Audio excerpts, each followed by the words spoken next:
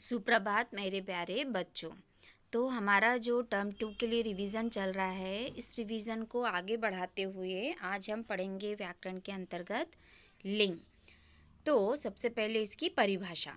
शब्द के जिस रूप से स्त्री या पुरुष जाति का बोध हो उसे लिंग कहते हैं।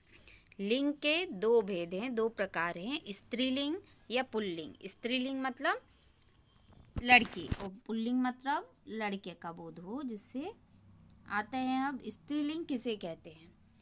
तो जिस शब्द से स्त्री जाति का पता चले वह शब्द स्त्रीलिंग कहलाता है। जैसे बालिका, अध्यापिका, गुड़िया, रानी आदि।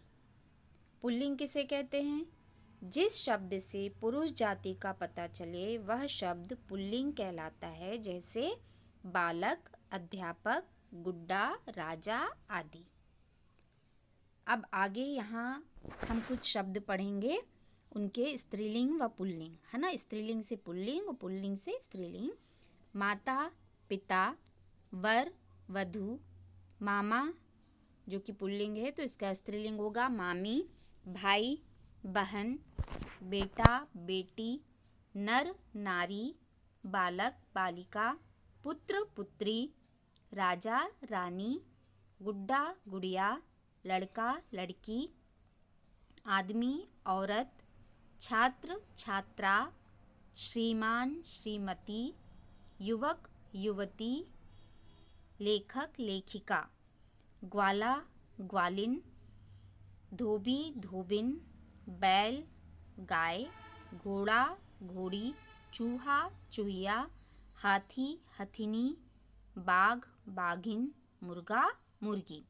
तो ये स्त्रीलिंग व पुल्लिंग शब्द थे। इसके आगे जो अगला है, अब आते हैं हम वचन। वचन किसे कहते हैं?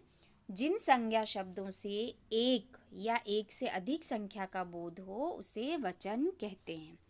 वचन के कितने भेद हैं, कितने प्रकार हैं? तो वचन के दो भेद होते हैं, दो प्रकार होते हैं, एक वचन, बहुवचन, है ना। अब एक वचन किसे कहते हैं?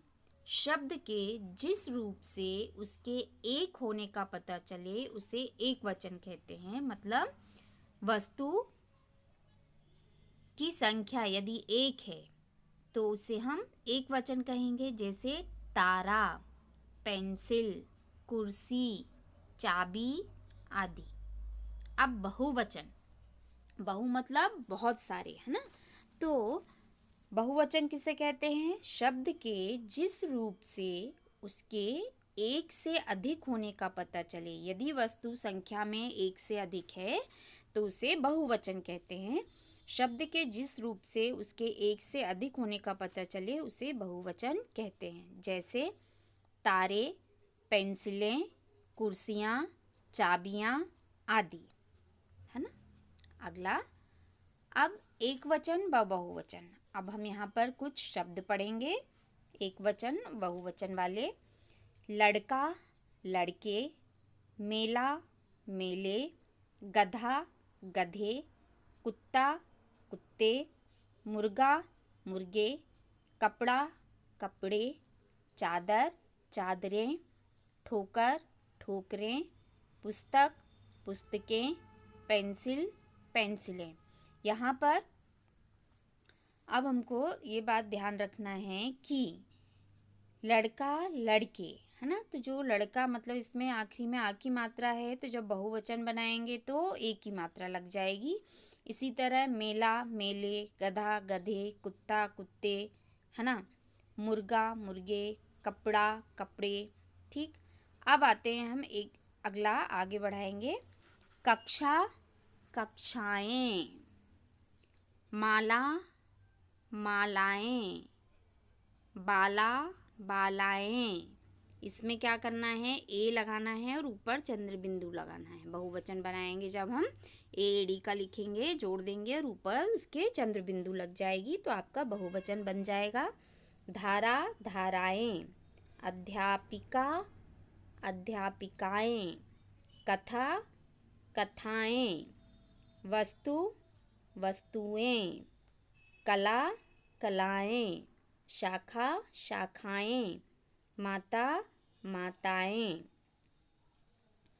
अगला है आदमी, आदमियों, माली, मालियों, नाली, नालियाँ, कोठी, कोठियाँ, लड़की, लड़कियाँ, कुर्सी, कुर्सियाँ, राखी, राखियाँ, प्याली, प्यालियाँ, नदी, नदियाँ, गाड़ी, गाड़ियाँ।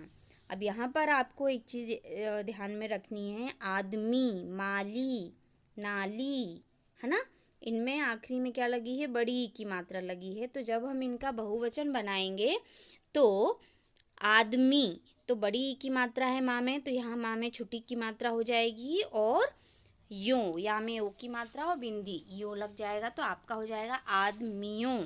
माली, तो ला में छोटी की मात्रा लगा देंगे और यों जोड़ देंगे तो हो जाएगा मालियों। नाली, नालियाँ। अब नाली, कोठी, लड़की, कुर्सी, राखी, प्याली, नदी, गाड़ी, इनमें क्या करना है, इनमें भी छुट्टी की मात्रा लगेगी और इनमें या में आ की मात्रा और ऊपर चंद्रबिंदी लग जाएगी। तो कोठी, कोठियाँ, लड़की, लड़कियाँ, कुर्सी, कुर्सियाँ, राखी, राखियाँ, प्याली, प्यालियाँ, नदी, नदियाँ, गाड़ी, गाड़ियाँ। तो अभी हमने लिंग व एकवचन बहुवचन शब्द पढ़े, स्त्रीलिंग, पुल्लिंग, एकवचन, बहुवचन। तो आपको इन स्त्रीलिंग, पुल्लिंग मतलब लिंग व वचन से संबंधित जो वर्कशीट है वो आपको व्हाट्सएप पर सेंड कर दी जाएगी। उस वर्कशीट को आपको आपकी हिंदी की कॉपी में करना है और इनका आपको घर पर अभ्यास अच्छे से करना है। तो अगली क्लास में अगले टॉपिक के साथ हम फिर मिलेंगे। तब तक के लिए बाय, थैंक यू।